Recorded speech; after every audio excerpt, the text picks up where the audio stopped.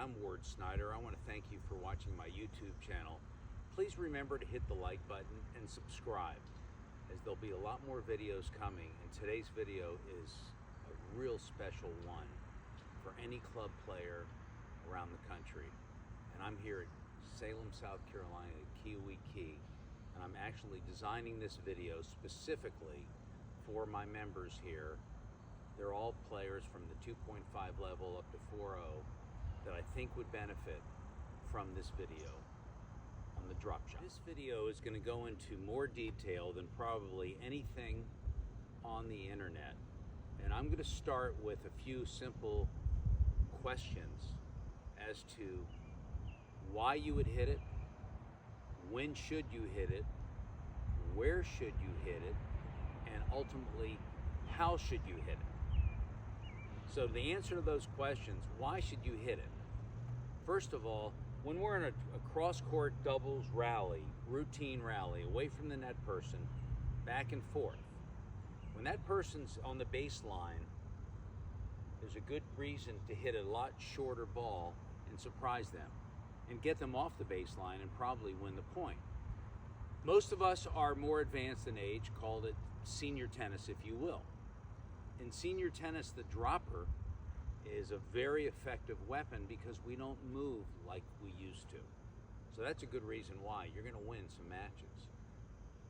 When and where you hit it, when to hit it, again, based on where your opponent is the time to do it. Where should you hit it from? Should be slightly behind the service line,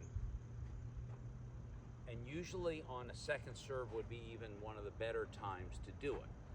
But again, if you're too far back in the court, your opponent can see it coming from a long distance, they'll recognize it, and they'll get onto it. Now the other thing, the couple very important caveats to a good drop shot, you've got to disguise it.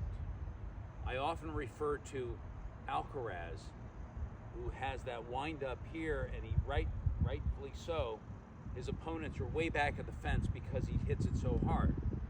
He sees where they are, and then he hits the dropper. He might hit it from further back in the court because he's got the luxury of a 100-mile-an-hour forehand that we don't have. You will see when I demonstrate. I'm going to demonstrate the more linear approach to a forehand and or the backhand, and then my racket's back, I see where they are, and then I do a dropper. When I do a dropper, soft hands, my racket face stays open. Forehand, racket face stays open. Soft hands. When I say soft hands, that means the grip pressure is soft. That doesn't mean that I'm wristy. I'm not wristy. And I want to have backspin, I don't want topspin. If I want topspin, I want to hit a regular ground stroke where it'll hit and bound forward. I want the ball to hit and bounce backwards. To practice a drop shot, I believe on hitting a drive and then a drop. And the drop should bounce twice before it goes past the service line. That would be your test to see if it's a good drop shot. As far as the grip, I'm not going to mess with the grip. Ideally, you should switch to a continental grip, but you don't have to. Most people have Eastern forehands. They're here. They see the opportunity. You just keep the racket open, soft hands, like a volley. Like a volley. So we don't need to mess with the grip. But this is a shot club players need to incorporate into their games. And again, I stress, probably the second serve would be the best time to do it. Strategically, when I get up on a second serve, I'm leaning in on it because it's a predictable, soft second serve. So what I want to do is I want to assert myself. I want to hit a good, deep ball, deep. Then the next ball could be a shorter reply, same backswing, short dropper. Or the next time they serve to me, they're thinking I'm going to hit that big forehand, and then I do the dropper. Those are the opportunities. Now watch me in slow motion, and you're going to learn how to hit a dropper.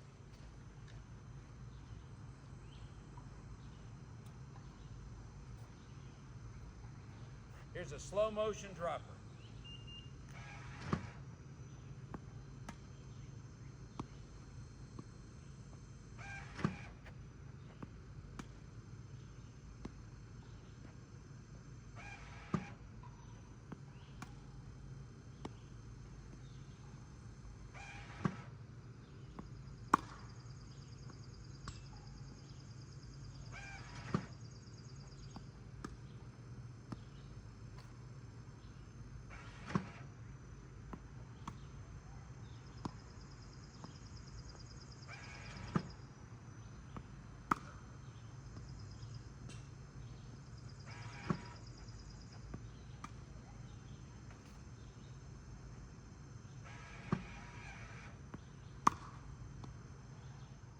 This concludes the drop shots for club players. And I'm talking 2.5 level up to 4 and 4.5 level players. Do not forget, a subtle thing that's very, very important is how tight you hold the racket. If you want a touch shot, and a good one, you've got to hold it relaxed enough so that you can really feel it and soften the swing without being wristy. And don't forget, you've got to pick the right shot. If it's your backhand, run around your forehand to hit the backhand. If you prefer either side, it doesn't matter, then no problem. You go either way. But everybody has a preference. Most people prefer the forehand, but if you're a two-handed backhand, that might be a little bit difficult to disguise and much easier to surprise with the forehand. So it's up to each individual, and practice, practice, practice, and you will get this. It's not a hard shot, but you've got to practice it. When you practice it, don't just go dropper, dropper, dropper. Hit your regular forehand, same swing, dropper. Regular backhand, same swing, dropper. And you will be a much better player for it. I guarantee this will work.